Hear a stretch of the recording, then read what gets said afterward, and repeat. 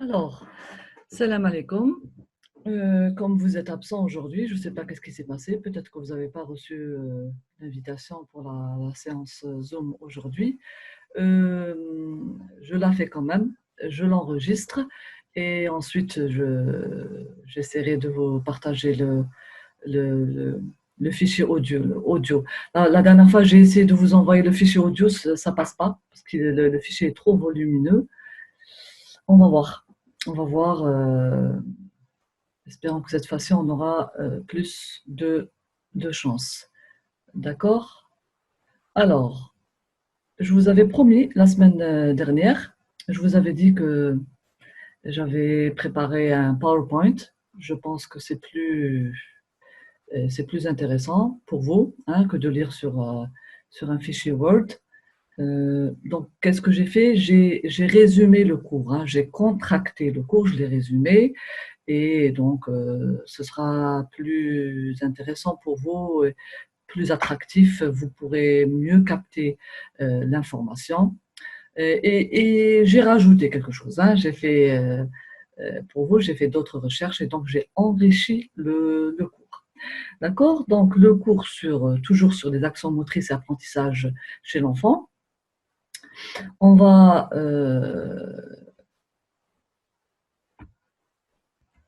voilà, voici le plan du cours. Donc, durant ce cours-là, on va essayer de répondre à certaines questions, hein, ce qu'on appelle les questionnements, les problématiques du cours. On va commencer par expliquer qu'est-ce que l'apprentissage en général, c'est quoi apprendre. Ensuite, on va expliquer c'est quoi l'apprentissage moteur et on va apprendre qu'est-ce que l'apprentissage social. Ensuite, on va passer à comment apprend-on? Comment est-ce qu'on apprend? Comment est-ce que l'enfant apprend? Ça, c'est la deuxième question. La troisième question, ce sera quelles sont les méthodes d'apprentissage que l'on utilise dans le domaine des activités physiques et sportives. Donc, c'est des méthodes que vous avez déjà vues hein, durant le premier semestre, mais il est toujours utile de les rappeler. Ensuite, on va voir comment se déroule un acte moteur. Ça, c'est quelque chose de nouveau que vous n'avez pas vu. Donc, comment se déroule un acte moteur? Ça va vous intéresser. Ensuite, quelles sont les étapes d'apprentissage moteur? Là, on va reprendre quelque chose que vous avez déjà vu la semaine dernière. Ce sont des trois étapes, le stade cognitif, le stade de la fixation de la diversification et le stade de l'automatisation. Ensuite, en dernier, on va voir quelles sont les recommandations à suivre. En tant qu'entraîneur, en tant que pédagogue et moniteur et éducateur, quelles sont les recommandations à suivre? Que faut-il faire? Que ne faut-il pas faire hein? Qu'est-ce qu'il faut faire? Qu'est-ce qu'il ne faut pas faire? OK? Donc, on va commencer par qu'est-ce que apprendre? C'est quoi? Qu'est-ce que ça veut dire le concept apprendre? Donc, c'est un processus propre à chaque individu, c'est-à-dire que chaque individu a sa propre capacité à apprendre. Donc, c'est un processus propre à chaque individu qui lui permet de modifier de manière durable dans le temps son comportement face à une situation nouvelle ou inattendue. Un individu apprend lorsqu'il transforme ses connaissances, son comportement, ses compétences pour trouver une réponse efficace à la situation problème à laquelle il est confronté. Donc, on peut dire que apprendre implique un changement. Donc, ça veut dire que l'apprenant ou le débutant, quand il est en phase d'apprentissage, qu'il est face à une situation nouvelle ou face à une situation difficile ou situation problématique ou une situation inattendue, sa capacité d'apprentissage va se mettre en action et donc elle va se révéler et puis on va voir comment est-ce que cette capacité d'apprentissage se manifeste chez l'enfant. Ça peut être dans le domaine du sport comme ça peut être dans les apprentissages scolaires. Donc, dans le domaine des apprentissages moteurs, l'apprentissage moteur est un processus interne qui amène des changements permanents du comportement qui ne sont pas directement observables et qui se traduisent par une amélioration des habiletés motrices. Donc, on peut dire que l'apprentissage est le résultat de la pratique ou de l'expérience du sujet. C'est en rapport, hein. Donc, l'apprentissage moteur, c'est le résultat d'une pratique et c'est aussi en rapport avec l'expérience du débutant, hein, si il a déjà des acquis moteurs. Donc, ça, c'était pour l'apprentissage moteur. On va parler maintenant d'apprentissage social. Qu'est-ce que c'est que l'apprentissage social? Ça veut dire que le jeune débutant dans le domaine des activités physiques et sportives, il faut qu'il respecte les règles institutionnelles. C'est quoi les règles institutionnelles? Ça veut dire c'est les règles du club, hein, les règles du club, les règles de l'entraîneur, hein. L'entraîneur, il dit qu'il faut respecter les rendez-vous de l'heure d'entraînement, il faut venir à l'heure, il faut ramener son équipement, il ne faut pas oublier sa casquette, il ne faut pas oublier l'eau pour s'hydrater, il ne faut pas oublier, etc., etc. Ça, ce sont les règles institutionnelles. Les règles du club, chaque club a ses propres règles, mais toujours est-il qu'il faut respecter les règles institutionnelles, il faut respecter les règles du groupe, hein, les règles du groupe, que ce soit pour un sport collectif ou pour un sport individuel. Quelles sont les règles du groupe? Les règles groupales, ça veut dire respecter ses coéquipiers, ne pas se disputer, ne pas utiliser un langage de voyous, etc. Donc, c'est ça les règles groupales. S'entraider, être solidaire, etc., etc.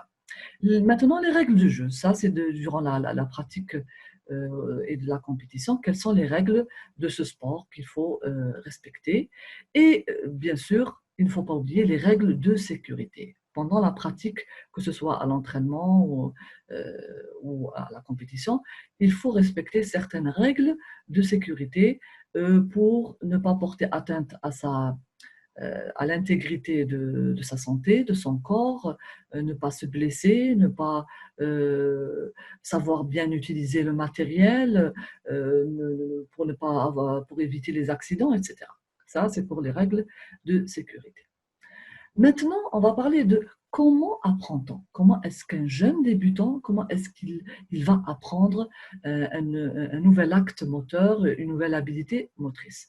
Donc, les modifications comportementales liées à un apprentissage résultent de modifications au niveau du système nerveux central.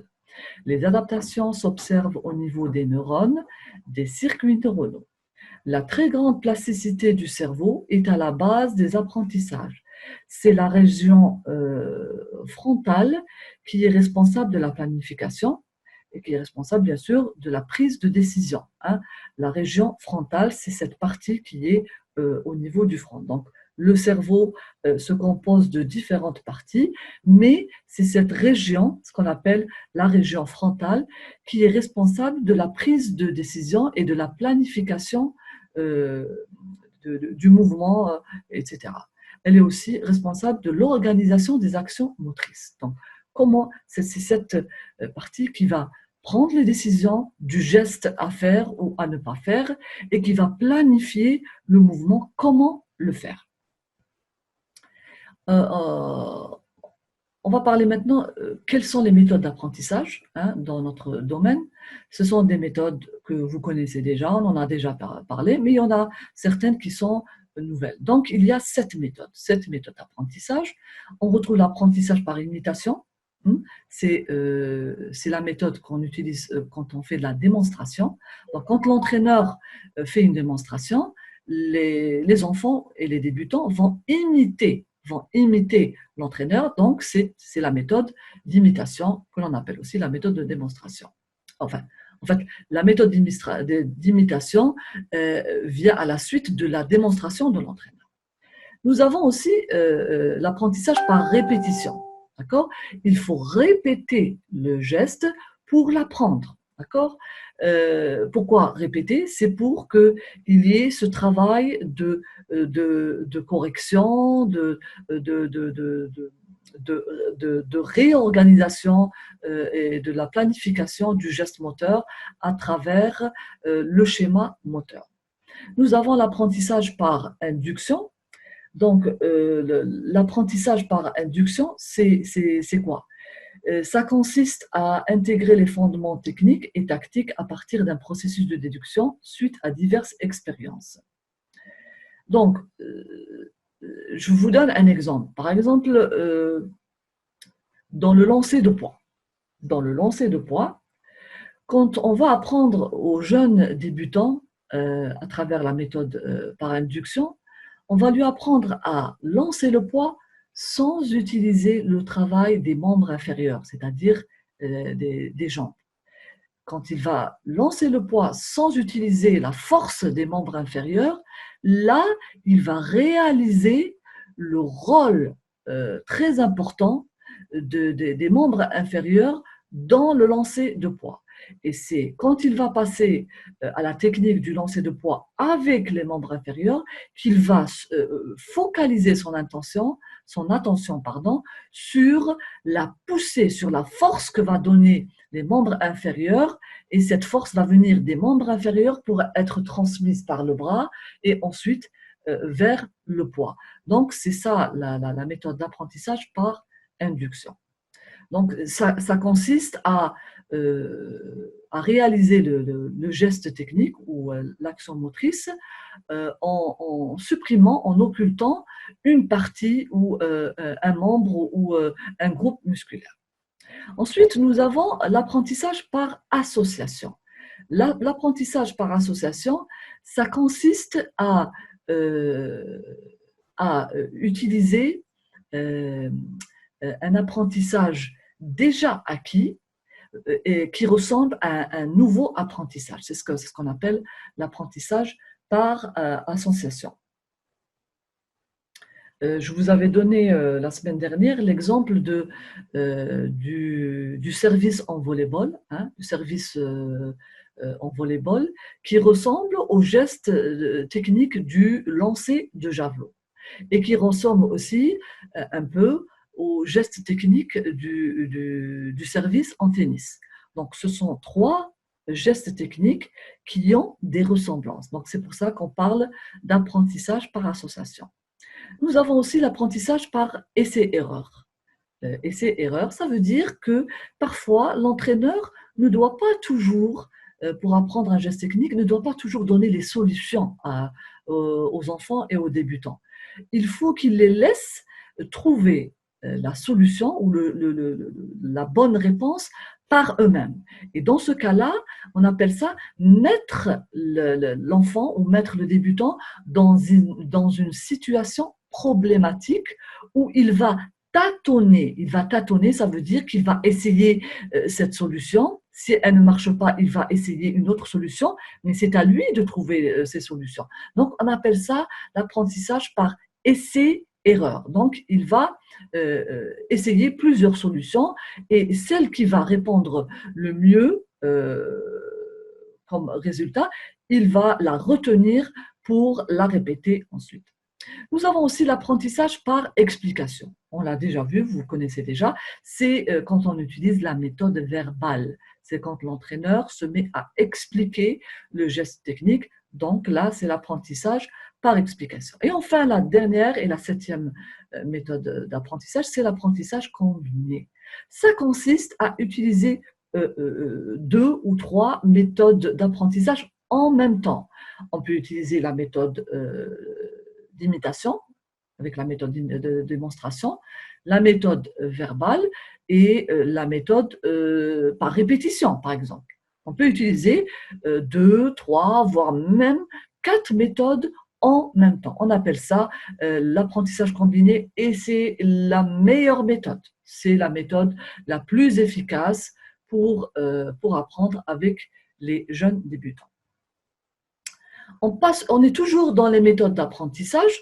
Maintenant, ce schéma-là, il résume un petit peu la position. Ici, nous avons la position de l'apprenant, c'est-à-dire l'enfant ou le débutant. Donc, là, c'est pour apprendre, c'est-à-dire l'apprenant, il va regarder. c'est l'apprentissage visuel. Donc, il va regarder quoi? Il va regarder l'entraîneur quand il va démontrer.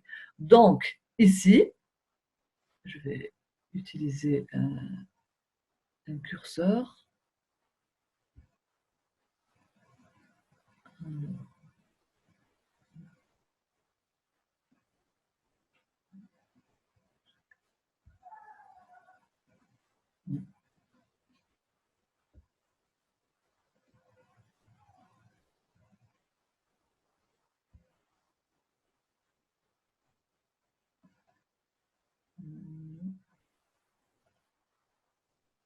Enfin, bon, bref. Donc, je voulais dire, ici, donc, l'apprenant, il est là l'enfant, il est là le débutant. Donc, il va apprendre en regardant. Hein, c'est l'apprentissage par imitation ou par démonstration. Et en bas, ici, c'est l'entraîneur, c'est l'enseignant, c'est le moniteur ou l'éducateur. L'enseignant ou l'entraîneur, il va montrer ou démontrer. Donc, il va utiliser la méthode démonstrative. Donc, cette méthode démonstrative, ça va être une démonstration, ça va être un modelage, ça va être une observation. C'est l'enfant qui va imiter. Hein. Et l'entraîneur, il peut utiliser aussi le visionnement. Il peut filmer les jeunes enfants, les jeunes débutants, pour leur montrer le film, pour leur montrer, et par la suite, ils vont voir leurs erreurs. Donc, ici, l'entraîneur, il va montrer, il va démontrer, et ici, l'apprenant ou le débutant ou l'enfant, il va regarder. D'accord? Ensuite, l'enfant ou le débutant va apprendre en écoutant, donc il écoute, c'est un apprentissage verbal, c'est un apprentissage descriptif, explicatif, et ici, l'entraîneur ou l'éducateur va expliquer. D'accord? Ensuite, ici, le débutant, il va ressentir, c'est l'apprentissage kinesthésique, proprioceptif, vous vous rappelez, on en a parlé, et l'entraîneur, ici, il va guider. C'est la parade, c'est l'aide, c'est le guidage. Ensuite, ici, le débutant va découvrir, c'est l'apprentissage par découverte, autodidacte, c'est par essai et erreur, on en a parlé juste avant. Donc, il va tâtonner, c'est l'apprentissage par tâtonnement, c'est l'apprentissage par essai et erreur, et on appelle ça aussi l'apprentissage autodidacte. Donc, ici, l'entraîneur, qu'est-ce qu'il va faire? Il va bien structurer la séance d'entraînement, l'exercice, par un aménagement du milieu. Il faut qu'il organise bien l'exercice en plaçant le matériel pédagogique, les outils, etc., etc. Donc, là, c'est pour résumer un petit peu comment est-ce que le débutant apprend et comment est-ce que l'entraîneur intervient dans cet apprentissage. Nous passons maintenant aux étapes de l'apprentissage. Donc, ici, dans la première étape, première étape, numéro 1, ici, l'enfant ou le débutant, il est dans une phase de « je ne sais pas que je ne sais pas ». D'accord? Il est ignorant inconscient. Ça veut dire qu'il ne sait pas qu'il ne sait pas faire ce geste. C'est au moment de le faire qu'il va réaliser qu'il ne sait pas. Donc, là, dans cette... il est où mon curseur? Je cherche mon curseur. Voilà, nous sommes dans la première étape. Ici, l'enfant, il est dans l'étape où l'entraîneur est en train de démontrer le geste technique. Donc, d'accord? Et l'enfant est en train de regarder. C'est au moment de... voilà. C'est au moment de passer à la deuxième étape, c'est une étape de prise de conscience. Là, dans cette deuxième étape, quand il passe à l'action, c'est l'étape de « je sais que je ne sais pas ». Donc là, il est conscient de son ignorance. Donc, c'est un ignorant conscient. Donc, c'est une étape de prise de conscience de son ignorance. Donc là, l'enfant réalise qu'il ne sait pas. Donc, il est conscient qu'il ne sait pas. Et donc, c'est à ce moment-là qu'il va prendre la décision d'apprendre. Et là, on se retrouve dans la troisième étape. Là, l'apprentissage est en cours et donc là, je sais que je sais. Donc, il y a eu beaucoup d'améliorations. Il y a eu l'apprenti, c'est le débutant. Il y a il y a une utilisation de l'attention, de la concentration, des efforts de répétition, etc. Donc là, il est en phase d'apprentissage. Les erreurs se font très rares, très peu d'erreurs. Donc, il est en phase d'apprentissage. Quand il passe à la dernière étape, c'est là, nous sommes dans l'étape de je n'ai plus conscience que je sais. Donc, le geste est automatisé. Donc, ici, acquisition de l'expertise. Ici, l'athlète devient expert. Hein. C'est expert, donc le geste est automatisé. Donc, je n'ai plus conscience que je sais. Ça veut dire qu'il peut faire le mouvement sans cette énergie de concentration, d'attention, etc. Il peut faire le mouvement tout en regardant. Je vous avais donné la semaine dernière l'exemple du dribble en basket. Il peut dribbler le ballon sans regarder le ballon et sa main. Hein. Il peut regarder un peu le positionnement de ses coéquipiers, de ses adversaires, du juge arbitre, etc., etc. Donc, voici les 4 étapes par lesquelles passe le débutant pour apprendre un geste technique. Donc, première étape, je ne sais pas que je ne sais pas. C'est la phase quand l'athlète est ignorant, inconscient. Ensuite, il y a une prise de conscience quand il passe à la deuxième étape. Je sais que je ne sais pas. Donc, il est ignorant de son inconscience. Il est ignorant, conscient, qu'il ne sait pas. Donc, c'est une prise de conscience. Ensuite, là, c'est la prise de décision d'apprendre. Je sais que je sais. Hein. Pourquoi? Parce qu'à travers la répétition, la concentration, l'attention, etc. Ensuite, il va passer à la dernière étape, c'est l'acquisition de l'expertise. Donc, je n'ai plus conscience que je sais parce que je suis devenu expert, parce que le mouvement est acquis et qu'il est devenu automatisé. Nous passons maintenant au modèle de l'acte moteur et de l'apprentissage. C'est un modèle qui est inspiré de Schmitt, voilà, de Schmitt. Donc, ça consiste, voilà, là, on va expliquer qu'est-ce que c'est que comment est-ce que l'acte moteur, il est, voilà, comment est-ce que l'acte moteur dans le domaine de l'apprentissage, comment est-ce qu'il se fait au niveau du cerveau. D'accord? Donc, on va passer ici à la première étape. Première étape, c'est le traitement de l'information. Rappelez-vous ce qu'on a parlé la semaine dernière. On a parlé du stade cognitif. Le stade cognitif, hein, le stade cognitif, c'est comment est-ce que l'enfant, le débutant, il va réfléchir, il va penser, il va programmer le geste moteur. Donc, on va passer cette première étape qui s'appelle le traitement de l'information. C'est le niveau, regardez ici, c'est le niveau cognitif, le mustawa al-ma'rifi. Et tout le niveau cognitif se passe au niveau du cerveau. Donc, il y a identification du stimulus. Identification du stimulus, ça veut dire que l'enfant, il est en train d'observer. Il est en train d'observer quoi? Il observe la démonstration de l'entraîneur. Quand l'entraîneur est en train de démontrer, est en train d'expliquer le mouvement, là, le débutant, il est en train d'identifier le stimulus. Ensuite, qu'est-ce qui va se passer après l'identification du stimulus? Il va sélectionner la réponse. Il va choisir au niveau du cerveau, il va choisir. Donc, il a identifié le stimulus, ça veut dire, quand l'entraîneur, il a démontré, il a expliqué, il regarde, donc il va prendre l'information à travers la sensation visuelle, il écoute, il va prendre l'information à travers la sensation auditive.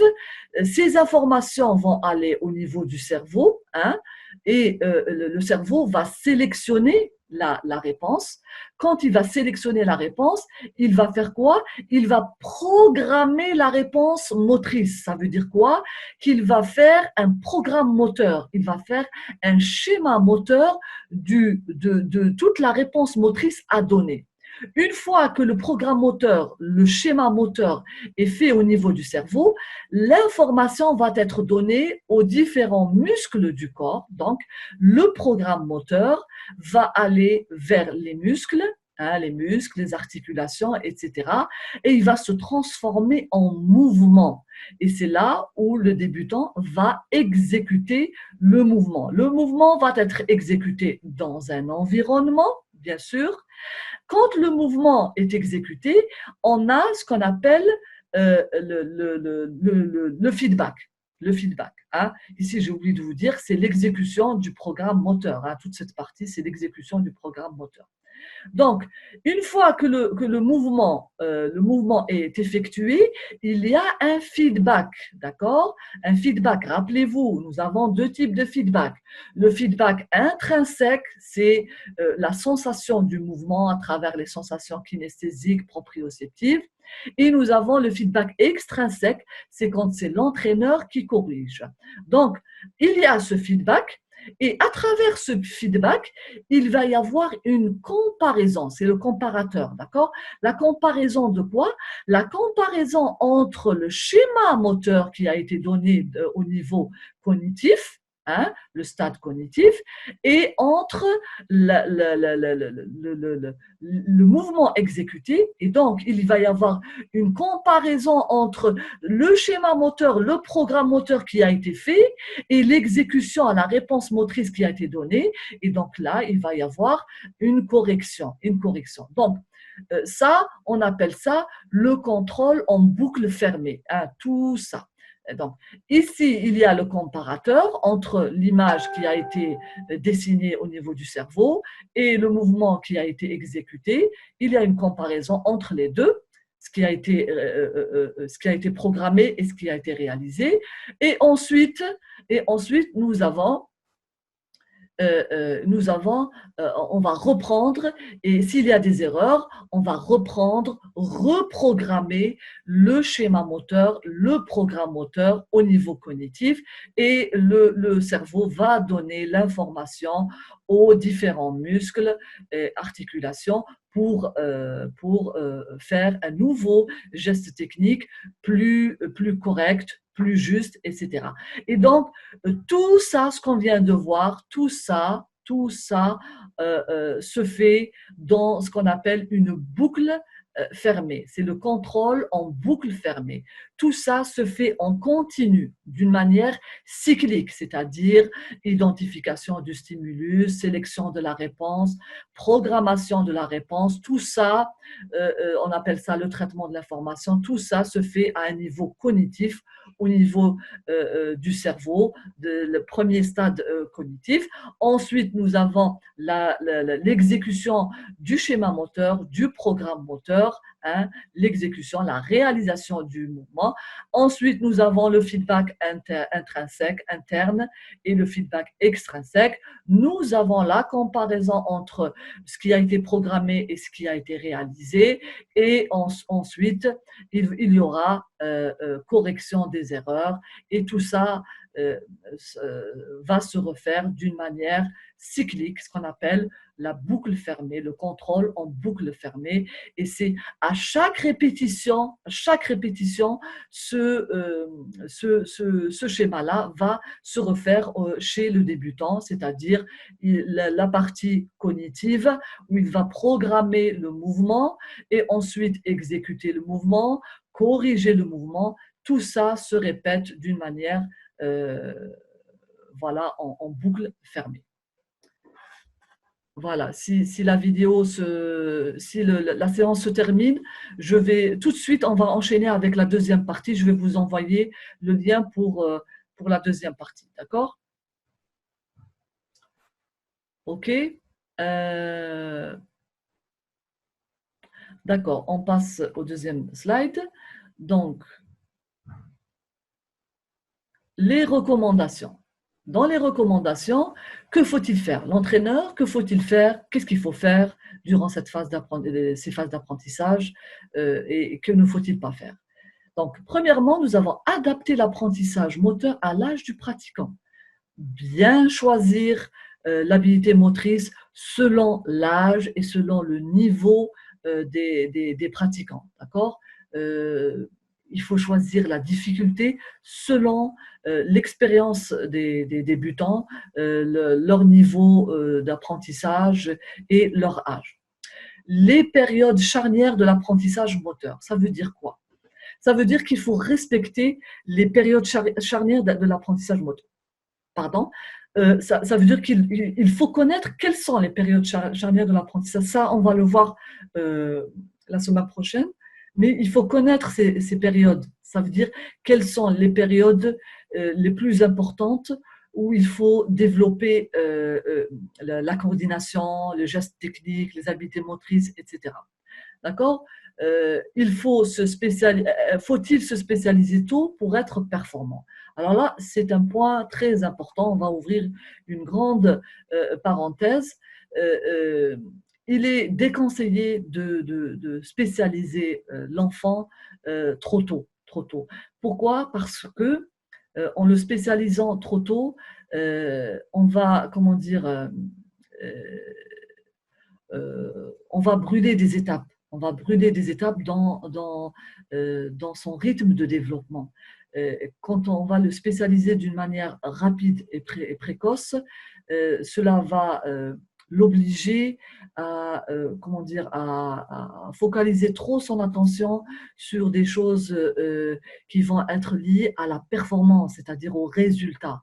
Alors que chez l'enfant, il ne faut pas mettre en avant la performance, mais il faut mettre en avant d'abord la manière d'exécuter le geste, la technique d'exécution du geste.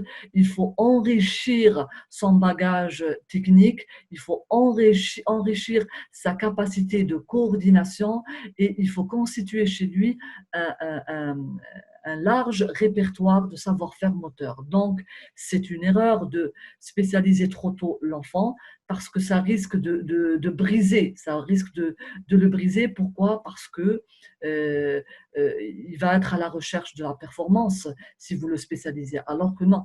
Non, si vous le mettez face à cette recherche de performance, et il va perdre confiance en lui parce qu'il n'arrivera pas justement à réaliser les performances qu'on attend de lui. Donc, il faut adapter le sport à l'enfant, d'accord, et non pas le contraire. On n'adapte pas l'enfant au sport, il faut adapter la pratique sportive aux possibilités et aux capacités de l'enfant. D'accord? Ça veut dire bien choisir la difficulté du geste technique par rapport au niveau d'apprentissage de l'enfant, par rapport à ses capacités intellectuelles, à ses capacités psychologiques, etc. Commencer tôt. Commencer tôt, oui, on peut commencer tôt l'apprentissage technique, comme je l'ai dit tout à l'heure, à condition de ne pas se focaliser sur la performance.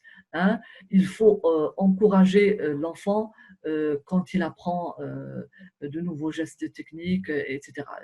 Plutôt encourager l'enfant à apprendre plusieurs gestes techniques et ne pas focaliser l'attention sur la performance. Consacrer du temps à l'apprentissage. Alors oui, l'apprentissage technique demande beaucoup de temps, beaucoup de répétitions et beaucoup de patience. Donc l'entraîneur doit être très patient et il doit consacrer à chaque séance d'entraînement au moins une partie pour l'apprentissage du geste technique, de l'habilité motrice, etc. et pour développer la coordination motrice. Pourquoi? Parce que la capacité de coordination motrice est très liée avec l'apprentissage du geste technique. Adapter l'approche aux caractéristiques de la population, bien sûr, savoir utiliser la progression pédagogique avec les enfants de différents âges. Chaque tranche d'âge a ses propres caractéristiques, a ses propres besoins, et donc savoir utiliser la progression pédagogique qui correspond à chaque tranche d'âge. Aux enfants de 5 à 7 ans, il leur faut une progression pédagogique et des méthodes d'apprentissage. Les enfants de 9, 10, 11 ans, il leur faut une autre approche un peu plus comment dire, un peu plus concise, un peu plus précise, etc. Et les enfants, les adolescents, encore une autre, une autre méthode et une autre approche pédagogique. Suivre une progression adéquate, hein, ne pas brûler les étapes, aller progressivement. Se servir d'un équipement de qualité et approprié, hein, savoir utiliser le matériel et les outils pédagogiques par rapport à la tâche motrice, c'est-à-dire par rapport aux gestes techniques, par rapport à l'exercice technique, et d'une manière, donc utiliser l'équipement de qualité et d'une manière appropriée. Valoriser la réussite, ça veut dire encourager constamment l'enfant quand il est en phase d'apprentissage. À chaque fois qu'il fait quelque chose de bien, il faut l'encourager, il faut le dire. D'accord? C'est ce qu'on appelle le feedback positif. Considérer un enfant comme un adulte, ça, c'est une erreur. L'enfant n'est pas un adulte en miniature. L'enfant a ses propres caractéristiques, ses propres capacités, ses propres besoins. Donc, si l'entraîneur n'a pas connaissance de ces caractéristiques et des besoins de l'enfant, il ne pourra pas réussir en tant qu'entraîneur. Et au contraire, non seulement il ne réussira pas, mais il va commettre de graves erreurs sur le plan pédagogique, sur le plan psychologique et autres. Donner priorité à la compétition plutôt qu'à l'apprentissage chez le jeune, c'est une grande erreur aussi. C'est le contraire. Il faut donner la priorité, il faut expliquer aux enfants, même si on ne l'explique pas avec des mots, ça se voit dans notre comportement, dans notre manière d'encourager les enfants. Si l'enfant il sent que à chaque fois qu'il fait des progrès, l'entraîneur le félicite, l'entraîneur l'encourage, il va être motivé à apprendre mieux, à apprendre plus. Donc, ne pas focaliser l'attention sur le résultat et la performance, ok? Ne pas donner d'importance à la compétition, mais plutôt à la progression et à l'acquisition des gestes techniques. Donc, mettre le jeune trop rapidement sur un piédestal, ça aussi c'est une erreur. Je parle souvent de l'entraîneur, qu'il faut qu'il soit, qu'il encourage, qu'il motive, qu'il soit patient, etc. Mais attention, l'entraîneur, si vous avez dans votre groupe un jeune talent, un super jeune talent, il ne faut pas le mettre sur un piédestal. Qu'est-ce que ça veut dire de mettre sur un piédestal? Ça veut dire lui faire sentir qu'il est que c'est un super champion, que c'est le meilleur élément du groupe, qu'il est indispensable. Non, ça c'est une erreur. Il faut lui donner l'impression que lui et les autres sont au même niveau, qu'il n'a pas droit à un traitement de faveur, qu'il n'a pas... Non, il est au même pied d'égalité que ses camarades. Pourquoi? Parce que si vous le mettez sur un piédestal et si vous faites la différence entre lui et ses camarades et que vous vous comportez avec lui d'une manière différente, c'est-à-dire vous vous comportez avec lui, il a droit à vos faveurs, il a droit à vos sourires, il a droit à vos encouragements, il a droit à vos félicitations, il a droit à vos, comment dire, etc. Si il ressent ça, il va se sentir supérieur et il va se sentir indispensable. Et ensuite, il va y avoir vous allez remarquer un comportement négatif chez cet athlète. Donc, il faut le garder au même niveau que ses camarades.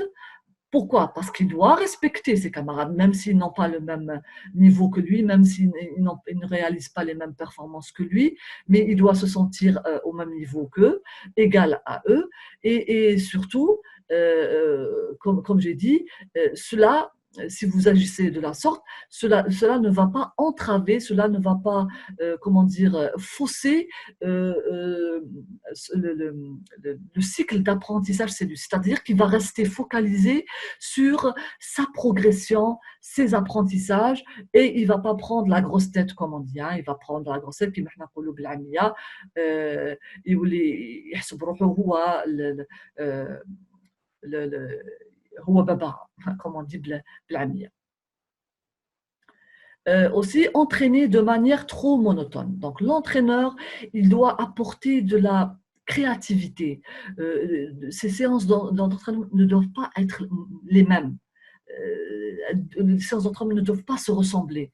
Il faut à chaque fois apporter du nouveau dans les exercices, du nouveau dans la manière, dans la progression, dans les méthodes, etc. Donc, même dans la manière de parler de nouvelles expressions, de nouveaux mots, etc., de nouveaux outils, du matériel, il faut toujours, bon, pas toujours, non, mais il faut casser cette monotonie.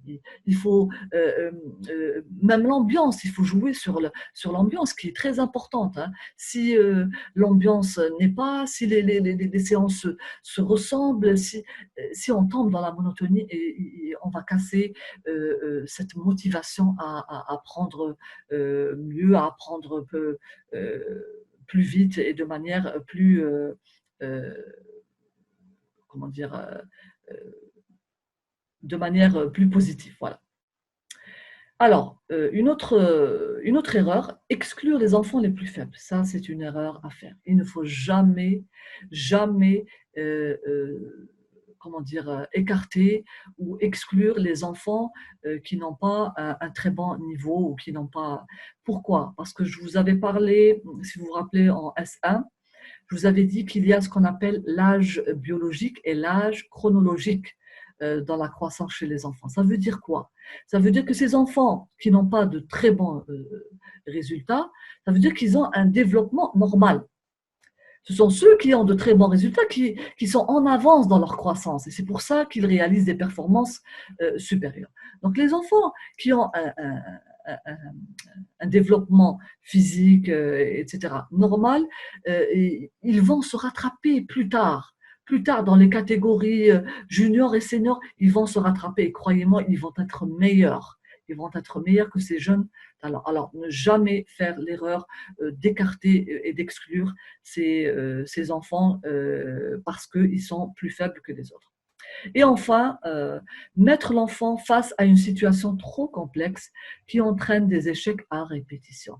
Si vous, à chaque entraînement, vous proposez des exercices trop difficiles, hein, trop compliqués pour l'enfant et qu'il sent qu'à chaque fois, il n'arrive pas à réaliser l'exercice, il ne le fait pas bien et il va petit à petit perdre confiance en lui parce qu'il va se retrouver toujours en situation d'échec. Et ça va faire qu'il va perdre confiance en lui et le démotiver et peut-être même qu'il va quitter le groupe, quitter cette spécialité, peut-être même abandonner toute pratique physique et sportive. Donc là, voilà en gros les 16 recommandations pour chaque éducateur et chaque entraîneur avec les jeunes débutants et les jeunes enfants. Voilà, je vais vous essayer de vous envoyer cette vidéo, ce fichier audio, espérant que ça va passer. N'oubliez pas de préparer vos questions, d'accord? Et à la prochaine. Assalamu alaikum.